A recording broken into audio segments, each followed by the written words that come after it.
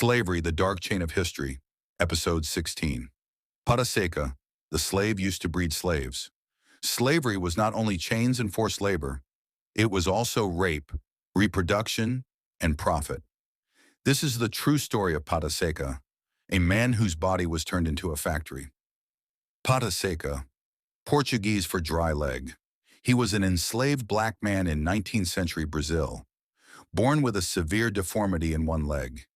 He could not run, he could not escape, he could not rebel, and because of that, slaveholders decided he was useful, not for the fields, but for breeding. By the early 1800s, the Atlantic slave trade was becoming illegal, dangerous, and expensive, but slavery itself was still legal. So plantation owners adapted. They stopped buying slaves and started producing them. Under Brazilian slave law, any child born to an enslaved woman automatically became the property of the slave owner. No exceptions, no humanity, no consent. Birth itself became an economic strategy. Pata Seca was selected because of his disability. He couldn't escape. He was easy to control. He could be transported from plantation to plantation. His body could be exploited again, and again, and again. He was forced to have sexual relations with hundreds of enslaved women. This was not sex.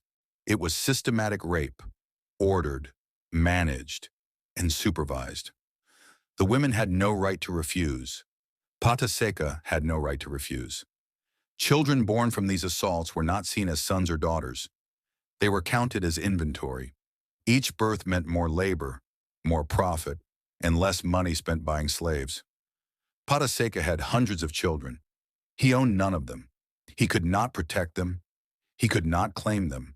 He could not even speak for them. His bloodline enriched the very system that enslaved him.